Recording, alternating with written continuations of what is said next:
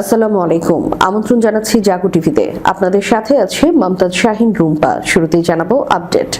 Iran যুদ্ধ থেকে পালাতে মরিয়া মার্কিন জেনারেলরা। মধ্যপ্রাচ্যের পরাশক্তি হওয়ার সক্ষমতা ইসরায়েলের আর নেই। পাকিস্তানের সঙ্গে সামরিক জোটে সৌদি, তুরস্ক, ভারতের সামনে নতুন বিপদ। ইসরায়েল অবৈধ রাষ্ট্র, মুসলিম বিশ্বকে সামরিক জোট গঠনের আহ্বান পাকিস্তানের। ট্রাম্পকে রাজি করান, তা না হলে নজিরবিহীন পরিণতির হুঁশিয়ারি ইরানের। ইসরায়েলের পক্ষে গুপ্তচরগিরি, ইরানি হ্যাকারদের তথ্যে ফাঁসলেন ইউনিসেফ কর্মকর্তা। যে কোনো সময় ন্যাটো দেশগুলোতে হামলা চালাতে পারেন প্রেসিডেন্ট পুতিন। এবার বিস্তারিত। ইরান যুদ্ধ থেকে পালাতে মরিয়া মার্কিন জেনারেলরা। যুদ্ধের ময়দানে গোলা বারুদ শেষ হয়ে যাওয়ার আগেই যদি যুদ্ধ থামানোর রাস্তা খুঁজতে হয়, তাহলে বুঝতে হবে পরিস্থিতি কতটা কঠিন। ইরানের বিরুদ্ধে 6 মাসের যুদ্ধ। শুরুতে বলা হয়েছিল কয়েক সপ্তাহেই তেহরানকে চাপে ফেলে লক্ষ্য অর্জন করবে আমেরিকা, কিন্তু সময় যত গড়িয়েছে ততই বদলে গেছে হিসাব। এবার সেই হিসাবের ভয়ঙ্কর দিক সামনে আনলেন খোদ আমেরিকার শীর্ষ জেনারেল। যুক্তরাষ্ট্রের জয়েন্ট চিফ অফ স্টাফের চেয়ারম্যান জেনারেল ডান কেইন নাকি ট্রাম্প প্রশাসনকে বলেছেন এই যুদ্ধ থেকে বের হওয়ার একটা পথ খুঁজতে হবে, কারণ সামনে থাকা সামরিক বিকল্পগুলো যতটা ভয়ঙ্কর, তার পরিণতি হতে পারে তার চেয়েও ভয়ঙ্কর। মার্কিন সংবাদ মাধ্যম CNN সহ একাধিক গণমাধ্যমের সূত্রে জানা গেছে, জেনারেল ডান কেইন গত সপ্তাহে ট্রাম্প প্রশাসনের গুরুত্বপূর্ণ কয়েকজন কর্মকর্তার সঙ্গে ব্যক্তিগতভাবে আলোচনা করেছেন। সেখানে তিনি শুধু নতুন হামলার পরিকল্পনা নিয়ে কথা বলেননি, বরং যুদ্ধ থেকে বের হওয়ার সম্ভাব্য পথ নিয়েও আলোচনা করেছেন। একটি সূত্র সরাসরি বলেছে, কেইন এখন যুদ্ধের আরো গভীরে যাওয়ার বদলে বের হওয়ার রাস্তা খুঁজছেন। আর এর পেছনে সবচেয়ে বড় কারণ, শুধু বিমান হামলা দিয়ে ইরানকে ট্রাম্পের শর্ত মানানো সম্ভব হবে কিনা তা নিয়ে সামরিক পর্যায়ে তৈরি হয়েছে সন্দেহ। ট্রাম্পের হিসাব ছিল আকাশ থেকে একের পর এক হামলা চালিয়ে ইরানের সামরিক অবকাঠামোকে দুর্বল করা হবে, তারপর তেহরানকে আলোচনার টেবিলে এনে নিজেদের শর্ত মানানো যাবে। কিন্তু 6 মাস পর সেই কৌশল কতটা কাজ করেছে সেটি এখন বড় প্রশ্ন। জেনারেল কেইন সম্প্রতি প্রকাশ্য শুনানিতে একটি গুরুত্বপূর্ণ কথা বলেছিলেন, বিমান হামলার শক্তিরও সীমা আছে। আর এই সীমাবদ্ধতার কারণেই জুলাইয়ের শেষ দিকে ট্রাম্প বড় ধরনের অভিযানের দিকে এগোলেও শেষ পর্যন্ত মধ্যপ্রাচ্যের মিত্রদের সঙ্গে আলোচনার পর পিছিয়ে আছেন। কিন্তু এখানেই শেষ নয়। আমেরিকার জন্য আরেকটি বড় বিপদ তৈরি হয়েছে যুদ্ধের অস্ত্রের মজুত নিয়ে। বিভিন্ন গণমাধ্যমের প্রতিবেদনে বলা হয়, গুরুত্বপূর্ণ মার্কিন গোলা বারুদের মজুত উল্লেখযোগ্যভাবে কমে গেছে। এমনকি জেনারেল কেইন সাম্প্রতিক অন্তত 2টি বৈঠকে ট্রাম্পের সামনে এই অস্ত্রের মজুত কমে যাওয়ার বিষয়টি তুলেছেন। অর্থাৎ আমেরিকার হাতে শক্তিশালী অস্ত্র আছে, কিন্তু দীর্ঘ যুদ্ধ চালিয়ে যাওয়ার ক্ষেত্রে সেই অস্ত্রের মজুত কতটা টেকসই সেটিও এখন বিবেচনায় আসছে। যুদ্ধের মাঝপথে এখন ঘটনা থেকেই বোঝা যায় পরিস্থিতি কতটা জটিল হয়ে উঠেছে। একদিকে ইরানের উপর আরো চাপ দেওয়ার প্রস্তুতি, আর অন্যদিকে খোদ মার্কিন জেনারেলই যুদ্ধ থেকে বের হওয়ার রাস্তা খুঁজছেন। 6 মাস আগে যে যুদ্ধকে দ্রুত শেষ করার পরিকল্পনা ছিল, সেটি এখন ট্রাম্প প্রশাসনের জন্য হয়ে উঠেছে দীর্ঘমেয়াদী কৌশলগত পরীক্ষা। আর এই পরীক্ষার সবচেয়ে বড় প্রশ্ন, আমেরিকা কি ইরানকে নিজের শর্তে নত করতে পারবে, নাকি শেষ পর্যন্ত এমন একটি সমঝোতাই করতে হবে যেখানে আমেরিকাই হার মানার পরিস্থিতি হবে। ইরান যুদ্ধের পরবর্তী অধ্যায় এখন শুধু যুদ্ধক্ষেত্রে নয়, ওয়াশিংটনের সিদ্ধান্তের টেবিলেই নির্ধারিত হতে যাচ্ছে। মধ্যপ্রাচ্যের পরাশক্তি হওয়ায় সক্ষমতা ইসরায়েলের আর নেই। গাজা, লেবানন, সিরিয়া এবং সাম্প্রতিক সময় ইরানের বিরুদ্ধে সামরিক ক্ষেত্রে একের পর এক কৌশলগত কথিত বিজয় অর্জন করলেও মধ্যপ্রাচ্যে ইসরায়েল তার কাঙ্ক্ষিত নেতৃত্ব প্রতিষ্ঠা করতে সম্পূর্ণ ব্যর্থ হয়েছে। বিখ্যাত দার্শনিক অ্যান্টনিও গ্রামসির তত্ত্বের আলোকে বিচার করলে দেখা যায়, ক্ষমতা প্রয়োগ এবং বল প্রয়োগের মাধ্যমে বাধ্য করার ক্ষমতাকে আধিপত্য বলা হলেও তা কখনই প্রকৃত নেতৃত্ব বা সম্মতি ভিত্তিক দীর্ঘস্থায়ী কর্তৃত্ব তৈরি হতে পারে না। সামরিক শক্তির জোরে ধ্বংস বা দমন করা সম্ভব হলেও তা দিয়ে মানুষের মন জয় করা কিংবা কোনো স্থিতিশীল ব্যবস্থা নির্মাণ করা যায় না। ইসরায়েলের বর্তমান অবস্থাকে বিচার করতে গেলে দেখা যায় তারা সামরিক শক্তিতে চরম শিখরে পৌঁছেছে। হামাসের সামরিক অবকাঠামো গুঁড়িয়ে দেওয়া, হিজবুল্লাহর শীর্ষ নেতৃত্বকে খতম করা কিংবা ইরানের ক্ষেপণাস্ত্র ও পারমাণবিক কর্মসূচিতে বড় ধরনের আঘাত হানার মতো ঘটনাগুলো তাদের সামরিক শক্তির প্রদর্শন মাত্র। তবে এই আপাত সাফল্যগুলো মধ্যপ্রাচ্যে ইসরায়েলের কোনো স্থায়ী আধিপত্য বা সুদৃঢ় কাঠামোগত প্রস্তাব তৈরি করতে পারেনি, বরং উল্টো এটি উন্মোচন করে দিয়েছে যে মার্কিন যুক্তরাষ্ট্রের কৌশলগত ছত্রছায়া ছাড়া এই শক্তির কোনো স্বাধীন স্থায়িত্ব নেই। বিশ্ব অর্থনীতি এবং প্রযুক্তি খাতের মাপকাঠিতেও ইসরায়েলের এই সীমাবদ্ধতা স্পষ্ট হয়ে ওঠে। তাদের হাইটেক খাত এবং সাইবার সিকিউরিটি ইন্ডাস্ট্রি বিশ্বজুড়ে প্রশংসিত হলেও এগুলো মূলত বৃহত্তর মার্কিন ইকোসিস্টেমের উপর নির্ভরশীল। তেল আবিবের স্টক এক্সচেঞ্জ থেকে শুরু করে দেশটির মুদ্রানীতি সবকিছুই বৈশ্বিক অর্থনীতির বৃহত্তর স্রোতের উপর নির্ভরশীল। এর পাশাপাশি দেশটির দীর্ঘস্থায়ী নিরাপত্তা পুরোপুরি মার্কিন সহায়তার উপর টিকে আছে, যা ইসরায়েলকে স্বাবলম্বী শক্তির পরিবর্তে একটি কাঠামোগতভাবে নির্ভরশীল রাষ্ট্রে পরিণত করেছে। অর্থনৈতিক ও প্রযুক্তিগত সাফল্যের আড়ালে ইসরায়েলের সবচেয়ে বড় দুর্বলতা প্রকাশ পাচ্ছে তাদের মানব সম্পদের সংকটে। বিচার বিভাগীয় সংস্কার নিয়ে অভ্যন্তরীণ রাজনৈতিক সংকট এবং দীর্ঘস্থায়ী সংঘাতের জেরে গত বছরগুলোতে হাজার হাজার পেশাদার ও দক্ষ ইসরায়েলি দেশ ছেড়ে চলে গেছেন। দেশটির নিজস্ব উদ্ভাবন কর্তৃপক্ষ সেখানে গবেষণা ও উন্নয়নের সাথে যুক্ত জনবলের ঘাটতি নিয়ে বারবার সতর্কতা দিয়েছে। ফলে দেশটির অর্থনীতি কেবল একটি নির্দিষ্ট খাতের উপর নির্ভর করে টিকে রয়েছে, আর নিজস্ব ভিত্তি দিন দিন দুর্বল হয়ে পড়ছে। সামরিক শক্তির পাশাপাশি আন্তর্জাতিক সম্প্রদায়ের কাছে ইসরায়েলের বৈধতাও মারাত্মকভাবে ক্ষুণ্ণ হয়েছে। আন্তর্জাতিক বিচার আদালতে জেনোসাইডের অভিযোগ এবং আন্তর্জাতিক অপরাধ আদালতের গ্রেপ্তারি পরোয়ানার মুখোমুখি হওয়া ইসরায়েলের আন্তর্জাতিক গ্রহণযোগ্যতাকেও প্রশ্নবিদ্ধ করেছে। পাকিস্তানের সঙ্গে সামরিক জোটে সৌদি তুরস্ক, ভারতের সামনে নতুন বিপদ। পাকিস্তান, সৌদি আরব এবং তুরস্কের মধ্যে স্বাক্ষরিত মক্কা যৌথ প্রতিরক্ষা চুক্তি পশ্চিম এশিয়ার নিরাপত্তা সমীকরণে নতুন মাত্রা যোগ করেছে। ভারতীয় বিশ্লেষকদের মতে এই চুক্তি আঞ্চলিক কৌশলগত পরিস্থিতিতে পরিবর্তন আনতে এবং একই সঙ্গে নয়াদিল্লির সামনে এনেছে নতুন কিছু চ্যালেঞ্জ। পাকিস্তানের পররাষ্ট্র মন্ত্রণালয়ের তথ্য অনুযায়ী চুক্তির অন্যতম গুরুত্বপূর্ণ ধারা হলো 3 দেশের যে কোনো একটির উপর সশস্ত্র হামলাকে 3 দেশের সবার উপর হামলা হিসেবে বিবেচনা করা হবে। পাশাপাশি প্রতিরক্ষা সহযোগিতার বিভিন্ন ক্ষেত্র সম্প্রসারণ করা হবে। ভারতীয় সংবাদ মাধ্যম জি নিউজের প্রতিবেদনে বলা হয়, সম্প্রতি ইরানের উপর যুক্তরাষ্ট্র ও ইসরায়েলের সামরিক হামলা, এর জবাবে তেহরানের মার্কিন ঘাঁটিতে হামলা এবং উপসাগরীয় অঞ্চলের জ্বালানি ও পানি অবকাঠামো নিরাপত্তা নিয়ে বাড়তে থাকা উদ্বেগের মধ্যেই হয়েছে চুক্তিটি।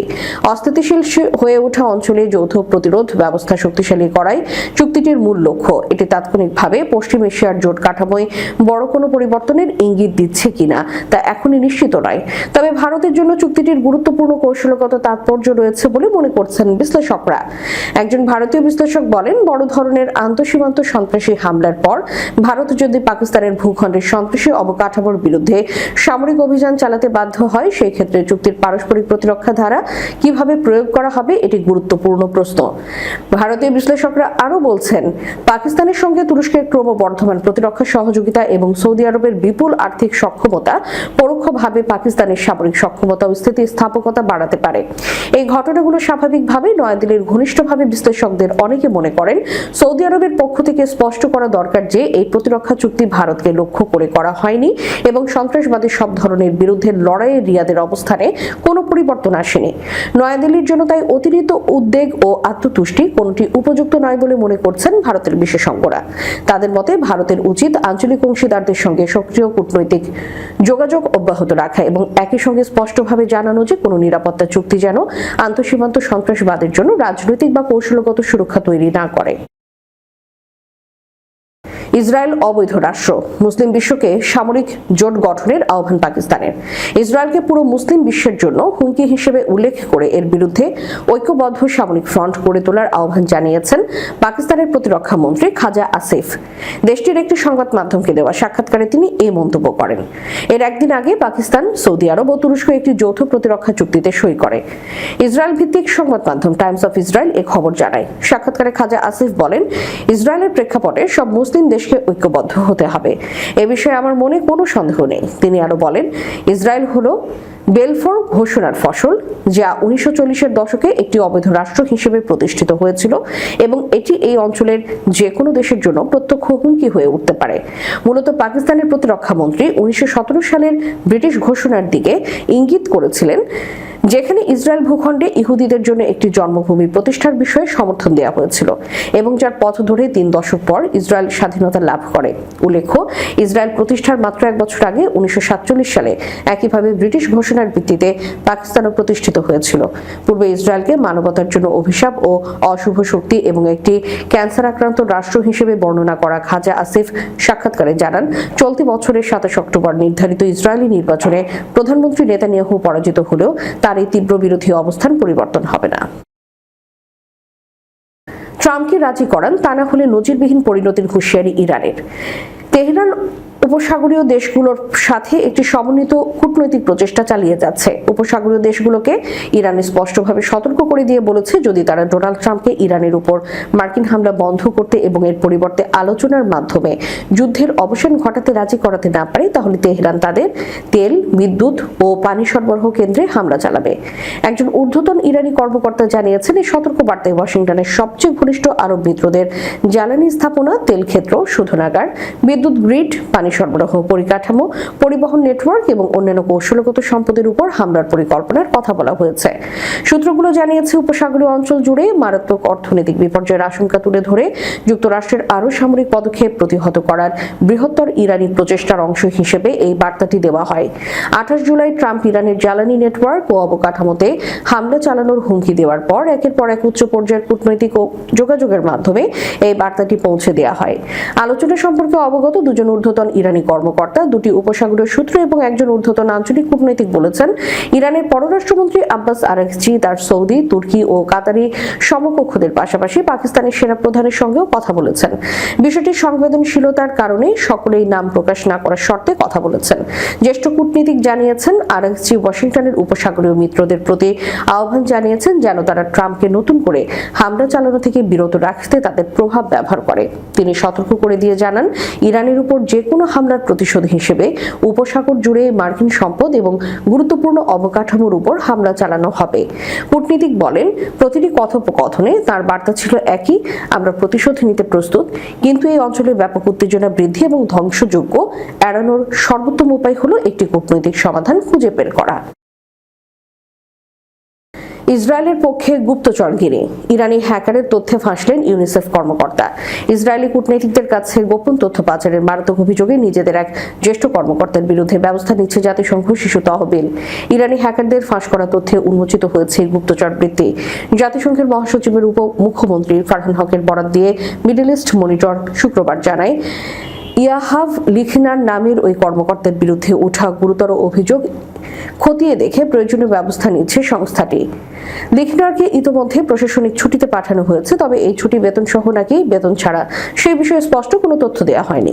এই তদন্তে জাতিসংঘের অভ্যন্তরীণ তদারকি সংস্থা যুক্ত আছে কিনা বা সিদ্ধান্ত নেওয়ার আগে মহাসচিবের সাথে পরামর্শ করা হয়েছে কিনা সে প্রশ্নের সরাসরি উত্তর মেলেনি। ফারহান হক জানান, অভিযুক্ত ব্যক্তি বর্তমানে ইউনিসেফের ওয়াশিংটন কার্যালয়ের প্রধান হিসেবে দায়িত্ব পালন করছেন। তিনি জোর দিয়ে বলেন, অভিযোগ প্রমাণিত হলে তা জাতিসংঘের সনদ, আন্তর্জাতিক সরকারি চাকরির নিরপেক্ষতা ও কঠোর আচরণ বিধির চরম লঙ্ঘন হিসেবে গণ্য হবে। কারণ সংস্থার কর্মীদের দায়িত্ব পুরোপুরি আন্তর্জাতিক কোনো বিশেষ রাষ্ট্রের স্বার্থে কাজ করার কোনো সুযোগ নেই। ঘটনার সূত্রপাত 2014 ও 15 সালের নথি ফাঁসকে কেন্দ্র করে। অভিযোগ উঠেছে, লিখনার তখন জাতিসংঘ জনসংখ্যা তহবিলে কাজ করতেন। সেই সময় তিনি আন্তর্জাতিক সংস্থার ভেতরের গোপন নথিপত্র এবং নীতিগত আলোচনার নানা সংবেদনশীল তথ্য ইসরায়েলি কূটনীতিকদের সাথে ভাগ করে নেন। যে কোনো সময় ন্যাটো দেশগুলোতে হামলা চালাতে পারে প্রেসিডেন্ট পুতিন। রুশ প্রেসিডেন্ট ভ্লাদিমির পুতিন আগামী কয়েক বছরের মধ্যে উত্তর আটলান্টিক সামরিক জোট ন্যাটোর যে কোনো মিত্র দেশের উপর সীমিত হামলা চালাতে যাচ্ছেন। এর মাধ্যমে তিনি ন্যাটো জোটের শক্তি পরীক্ষার চেষ্টা করতে পারেন। সাম্প্রতিক মার্কিন গোয়েন্দা মূল্যায়িত ইঙ্গিত দিচ্ছে বলে শনিবার জানিয়েছে সিএনএন। এর প্রতিবেদনগুলোর সাথে পরিচিত 3টি সূত্রের মতে, গোয়েন্দা মূল্যায়নগুলোতে রাশিয়ার আগ্রাসন বৃদ্ধির বেশ কয়েকটি সম্ভাব্য পরিস্থিতির রূপরেখা দেওয়া হয়েছে। এর মধ্যে সাইবার হামলা থেকে শুরু করে ছোট আকারের অনুপ্রবেশ পর্যন্ত রয়েছে। এর উদ্দেশ্য হলো ন্যাটোর ঐক্য এবং অনুচ্ছেদ 5-এর প্রতি তার অঙ্গীকারকে চ্যালেঞ্জ করা। অনুচ্ছেদ 5 অনুযায়ী কোনো এক সদস্যের উপর হামলা মানে সবার উপর হামলা, এবং এর জন্য মিত্রদের পাল্টা জবাব দেওয়ার মতো পরিস্থিতি তৈরি হওয়ারও প্রয়োজন নেই। যদিও পুতিন কিভাবে এবং কখন এটি কাজ করতে পারেন তা একটি অমীমাংসিত প্রশ্ন, তবে এই সূত্রগুলোর মধ্যে একজন জানিয়েছেন তিনি সম্ভবত বাল্টিক দেশগুলোর বা পোল্যান্ডকে লক্ষ্য করে কোনো না কোনোভাবে আগ্রাসন বাড়াবেন। দ্য ওয়াল স্ট্রিট জার্নাল সর্বপ্রথম এই সাম্প্রতিক মূল্যায়নগুলোর বিষয়ে প্রতিবেদন প্রকাশ করে। মার্কিন ও ন্যাটো কর্মকর্তারা মনে করেন, ইউক্রেনের সঙ্গে যুদ্ধ থেকে সম্মানজনকভাবে বেরিয়ে আসার কোনো পথ খুঁজে না পেলে পুতিন ন্যাটোর বিরুদ্ধে সংঘাত আরও বাড়াতে পারেন। রুশ প্রেসিডেন্টের পরবর্তী পদক্ষেপ বেছে নেওয়ার সুযোগ এখন থেকে আগামী বছর পর্যন্ত বিস্তৃত। ন্যাটোর একজন ঊর্ধ্বতন সামরিক মুখপাত্র জানিয়েছেন, গোপনীয় গোয়েন্দা মূল্যায়নের বিষয়ে মন্তব্য করতে অস্বীকৃতি জানায়। শেষ করার পূর্বে সংবাদ শিরোনামগুলো জানিয়ে দিব আরো একবার। ইরান যুদ্ধ থেকে পালাতে মরিয়া মার্কিন জেনারেলরা। মধ্যপ্রাচ্যের পরাশক্তি হওয়ার সক্ষমতা ইসরায়েলের আর নেই। পাকিস্তানের সঙ্গে সামরিক জোটে সৌদি তুরস্ক, ভারতের সামনে নতুন বিপদ। ইসরায়েল অবৈধ রাষ্ট্র, মুসলিম বিশ্বকে সামরিক জোট গঠনের আহ্বান পাকিস্তানের। ট্রাম্পকে রাজি করান, তা না হলে নজিরবিহীন পরিণতির হুঁশিয়ারি ইরানের। ইসরায়েলের পক্ষে গুপ্তচরগিরি, ইরানি হ্যাকারদের তথ্যে ফাঁসলেন ইউনিসেফ কর্মকর্তা। যে কোনো সময় ন্যাটো দেশগুলোতে হামলা চালাতে পারেন প্রেসিডেন্ট পুতিন। এতক্ষণ আমাদের সাথে থাকার জন্য ধন্যবাদ। আল্লাহ হাফেজ।